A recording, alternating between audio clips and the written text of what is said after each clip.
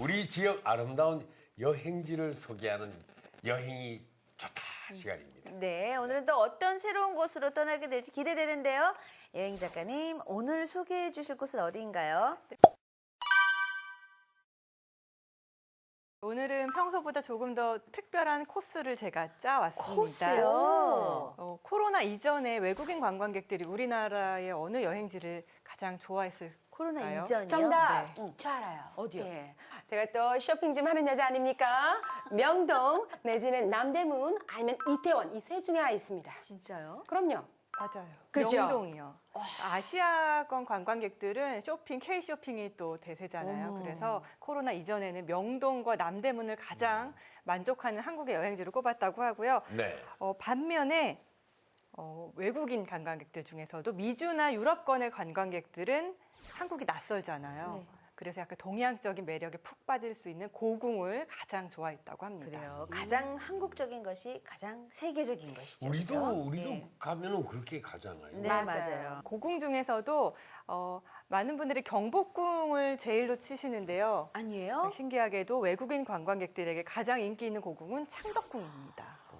창덕궁. 네. 그리고 요즘에 고궁이 야간 개장을 시작한 지 좀 몇 년 됐는데요. 야간 개장이 열리면서도 이 창덕궁이 밤에 또 제일 인기가 많다고 해서 이 밤에 입장권 표 구하기가 정말 하늘의 별따기라고 합니다.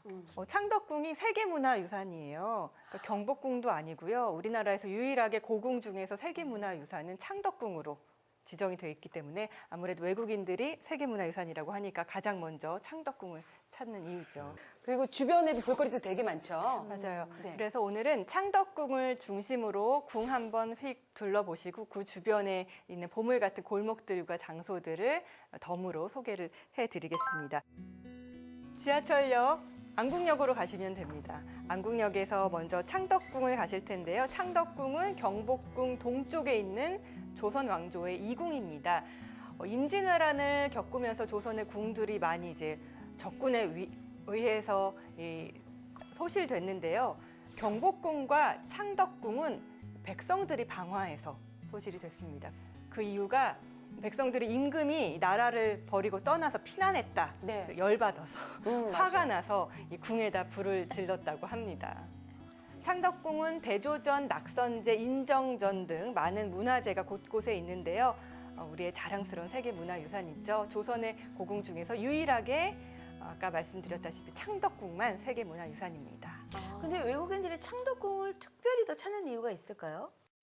네, 창덕궁 하면은 비원이라는 곳이 있어요. 비원. 네. 아, 비원이란 호칭이 사실은 일제강점기에 불려졌던 호칭이고요. 후원이라고 불립니다. 워낙 절경이 뛰어나고 또 북악산의 산세를 그대로 활용해서 산자락에 지어진 절입니다. 그래서 한국의 자연 정말 아름답잖아요. 네. 그 자연과 또 동양적인 한국적인 건축미를 같이 볼 수 있는 궁이기 때문에 창덕궁을 특히 외국인들이 좋아하는 것 같아요.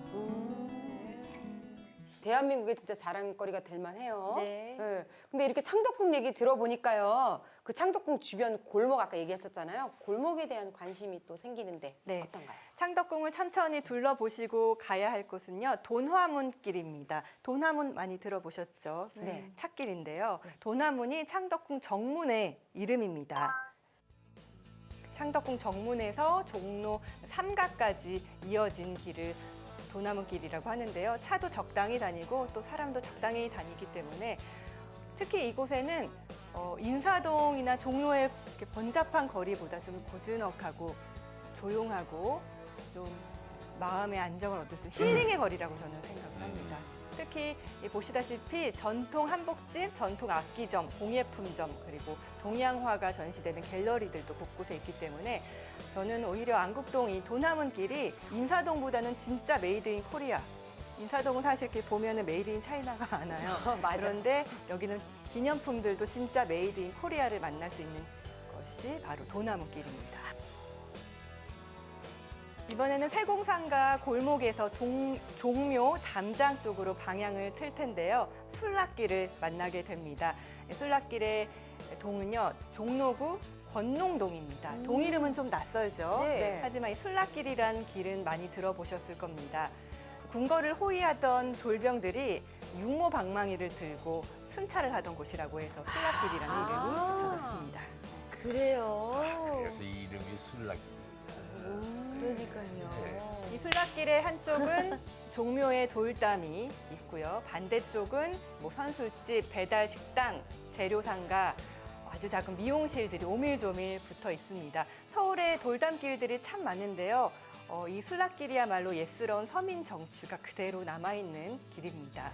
그런데 아쉬운 건 이 길이 또 인기를 끌면서 이 길에 있던 원래의 상인들이 나가고 또 카페들이 이제 조금씩 생겨나기 시작하더라고요. 그래서 원래의 모습을 좀 잃고 있는 것 같아서 저는 아쉽더라고요. 창덕궁 보고 도남문 길, 술락길 보고 여기서 끝이 아닐 것 같은데요. 네, 네? 이 일대가 저는 안국역이 가깝기 때문에 안국역 옆이기 때문에 안국동이라고 저는 부르지만요. 사실은 정말 많은 동들이 모여 있습니다. 와룡동, 건농동, 운리동, 원서동 처음 들어보는 동들도 참 많아요. 근데 이 낯선 동네들을 다니다 보면은 도남문길 근처에 작은 골목으로 나오시면요. 운영궁이 나타납니다. 우리나라 드라마 사극을 많이 찍었던 장소이기도 한데요. 지금은 이 원형의 궁은 찾아볼 수 없지만 궁을 둘러쌌던 건물들은 그대로 남아 있습니다. 궁중 의복들이나 흥선대원군의 글씨들 그리고 그림들이 전시되어 있기 때문에 한번 방문해 보시면 꽤 볼만한 것들이 많이 있습니다. 네. 아주 멀리까지 가보고 싶어 그곳에서 누구를 만날 수가 있을지 아주 높이까지 오르고 싶어 얼마나 더 먼 곳을 바라볼 수 있을지 뭐 아무 데나 찾아가도 되는 건가요? 여기는 월요일이 휴관입니다. 그래서 좀 월요일은 피하시고 또 체험 프로그램도 있고 전시회도 기획 전시도 많이 열리니까요. 미리 홈페이지를 참고하셔서 방문하시면 좋을 거예요. 참 우리 고궁 정말 아름다운 것 같죠. 그렇죠. 예, 예. 정말 이렇게 아름다운 우리 고궁 우리나라 사람들뿐만 아니라 외국인들도 참 많이 봤으면 좋겠다 싶어요. 근데 시기가 조금 아쉽네요. 맞아요. 윤경 씨 그죠? 예. 맞아요. 네. 그런데요, 고궁 입장할 때 한복 입고 이렇게 입장을 하면 무료라는 얘기를 들었어요. 맞아요. 지금도 가능한가요? 네, 그래서 고등학생 또 대학생 친구들이 한복을 예쁘게 입고 궁에 이제 많이들 들어가는데요. 문화재청이 한복의 대중화 생활화, 세계화 활성화를 위해서 지난 2013년 10월부터 궁과 능의 한복 착용자를 무료 입장하게 해주고 있습니다. 또 고궁의 분위기에 아주 잘 어울리는 전통 한복을 좀 사랑하고 많이 입자라는 취지이기도 합니다. 지침 같은 건 없나요? 우리가 보통 한복이라고 떠올리는 것들은 다 이제 입장이 가능하지만요. 한복인데 뭔가 노출이 있다거나 아니면 뭐 상하이 중에서 한 상의만 입고 바지는 뭐 청바지를 입는다거나 그거 안 되는 아니면 거예요. 남성분들은 두루마기만 걸친다거나 이런 식의 입장은 곤란합니다. 제대로 의복을 갖추셔야 합니다. 그럼요. 맞아요. 참 좋은 그 것 같아요. 한복의 의미가 그 예를 갖춘다는 의미가 있대요. 네. 그래서 안에부터 겉에까지 잘 챙겨 입어야 된다 그러니까 잘 챙겨 입어야겠습니다. 네. 오늘도 참 즐겁고 유익한 이야기 전해주신 홍교안 평론가님 그리고 이하람 여행 작가님 고맙습니다. 감사합니다. 고맙습니다. 네.